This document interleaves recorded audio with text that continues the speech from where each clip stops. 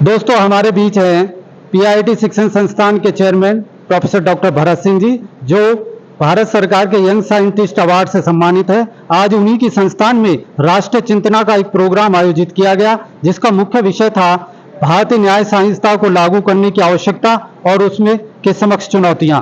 मैं माननीय भरत सिंह जी से पूछना चाहूंगा, आपके इस पर क्या विचार हैं? Thank you professor Bablu ji. आज आपने यहाँ पीआईआईटी में जो राष्ट्र चिंतन की गोष्ठी को आयोजित किया, really it's a very creative and very useful for our country, क्योंकि देश की सेवा किसी भी रूप में की जाए तो वही महत्वपूर्ण है।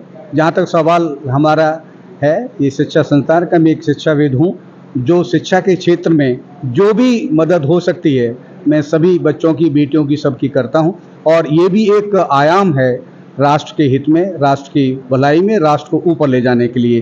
क्योंकि जो चाहे वो स्कूल एजुकेशन का हो, चाहे हायर एजुकेशन का बच्चा हो, अगर इनका बेस हम स्ट्रांग करेंगे, चाहे वो शिक्षा है, चाहे संस्कृति है, चाहे उसके संस्कार हैं, अगर ये अच्छे होंगे सभी पहलू, तो डेफिनेटली वो किसी न किसी रूप में देश हित में, देश की, राष्ट्र की समृद्धि के लिए काम जरूर आएगा। तो एक बेसिक प्लेटफॉर्म है, एक बेसिक आधार है जो बच्चों का, यंग जनरेशन ही देश के आगे काम आएगी। हम लोगों की जो डायरेक्शन और सही टाइम पर सही हिट करना हमारा आधार है, हमारा उद्देश्य है, वो हम उसी में लगे हुए हैं। और ये पीआईटी की खासियत है कि किसी भी बच्चा आर्थिक स्थिति के कमजोरी के कारण वो अशिक्षित नहीं रहना चाहिए। मेरा मोटो भी है, मेरा मिशन भी है। और इसी में मैं बेटी बचाओ, बेटी पढ़ाओ और बेटी खिलाओ के तत्वाधान में सभी बेटियों की 50% फीस मैं कंसेशन करता हूं। और इसके बाद भी कोई बच्चा अगर फिर वो भी नहीं दे सकता है तो उसको भी मैं एडमिशन से कभी वंचित नहीं होता, उसका एडमिशन होता है, उसका भविष्य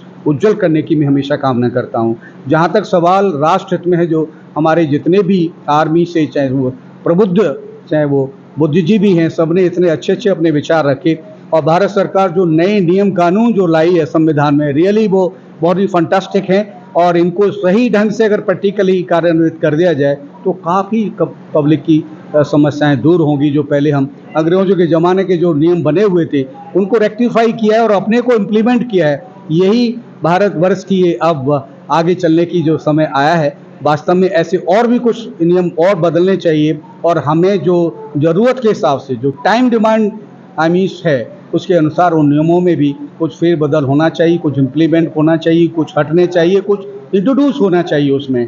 क्योंकि अब समय की क्या मांग है, इतना समय से हम चलते रहते हैं कि 20-20 साल तक अगर चलते, उसको न्याय कहाँ मिलता है। न्याय के लिए कुछ समय की बाध्यता होनी चाहिए, जिससे कि जो भी पीड़ित है या पीड़िता है उसको सही समय पर अगर न्याय नहीं मिला तो उसका कोई मतलब नहीं है। ये सारी मैं समझता हूँ हमारी भारत सरकार उस तरफ की डायरेक्शन की तरफ अग्रसर है, और जल्दी ही इन चीज़ों को वो इसमें कार्यान्वित करेंगे। और मैं तो इसके साथ साथ ये और ऐड करना चाहता हूँ, भले ही कुछ लोगों को खराब लगे या अच्छा लगे, कि ये this is the right time to take over the PoK. this is the right time to take over the POK, because the POK public or people are just want to involve or just to attach with the India। वो जानते हैं कि हम India में क्या हो रहा है। इसके बाद मैं भी कहूँगा कि बलूचिस्तान की भी टाइम है, और वो भी लोग बहुत परेशान हैं। वो मोदी साहब लाल किला से इतना डिक्लेरेशन करते हैं, पर प्रैक्टिकली कब होगा, ग्राउंड पर लोग कब देखेंगे, ये भी बहुत ज़रूरी है। ये समय आ रहा है और आ चुका है। मोरल है पीओके के लिए तो आ ही चुका है, इसमें कोई there is no doubt at all. बस हमारी पीएम साहब की जो इच्छा शक्ति, विल पावर बहुत स्ट्रांग है। एक ऐसा शख्स इस राष्ट्र को मिला है जिसके ड्यूरेशन में, जिनके समय रहते हुए अगर उन्होंने डिसीजन ले लिया, क्योंकि ये डिसीजन बहुत ही स्ट्रांग है, इसको लेने के लिए हर एक की हिम्मत नहीं होती है।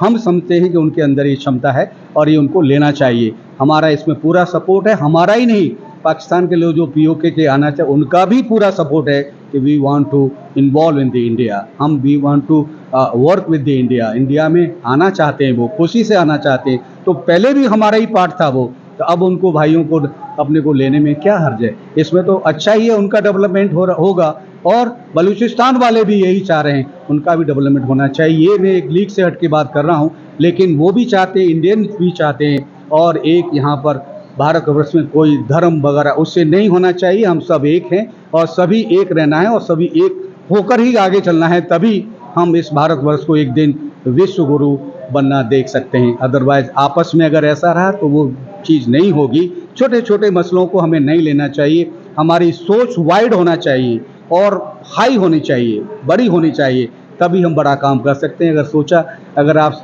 छोटा ही सोचेंगे तो बड़ा कहाँ से हो सकता है। तो मैंने कुछ मुद्दे रखे हैं सरकार के लिए भी, अपनी जनता के लिए भी और आप मीडिया पर्सन के लिए, क्योंकि आपका बहुत महत्वपूर्ण योगदान होता है किसी भी चीज़ को आगे ले जाने के लिए और पीछे लेने के लिए। तो ये आप आगे आइए, डेफिनेटली हम आपके साथ हैं और आपका बहुत बड़ा योगदान रहता है किसी भी देश को आगे ले जाने के लिए। वो आप अच्छी चीज़ों को हमेशा उठाते रहेंगे और ख़राब चीज़ों को कम उठाएंगे, अच्छी चीज़ों को उठाएं। हम मेरा मीडिया से कहना है, शायद इसमें करेंगे नहीं, ख़राब चीज़ों को जो ठीक नेगेटिविटी को ज़्यादा फैलाते हैं, आप पॉजिटिविटी की तरफ कम ध्यान देते हैं। मेरा आपको ये सजेशन है, एडवाइस है कि जो काम अच्छा कर रहे हैं उनकी पब्लिसिटी भी होनी चाहिए, नहीं तो क्यों करेगा वो।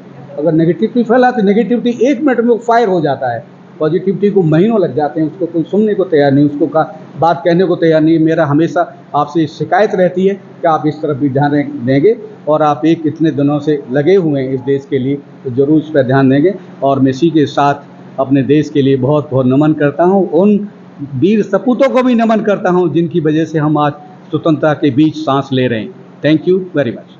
मैं पूछना चाहूँगा क्योंकि हमारे प्रधानमंत्री का एक सपना है हाँ। विकसित भारत, और हाँ। 2047 जो है कि उन्होंने टारगेट रखा है। हाँ। जब से हम स्कूल में कॉलेज में रहे हैं तो विकसनशील देश, हाँ। डेवलपिंग कंट्री सुनते आ रहे हैं। तो ये जो हमारे प्रधानमंत्री का सपना है, इसके बारे में सर आप क्या कहना चाहेंगे? ये सपना शुरू हो चुका है, अब इसको पूरा करने में कितना टाइम लगेगा वो देखना है। वो हम सब भारतवर्ष की जनता के ऊपर है कि उनको कितना हम सपोर्ट करते हैं। उसकी स्टार्टिंग ऑलरेडी, कहते हैं ना कि starting is well half is done.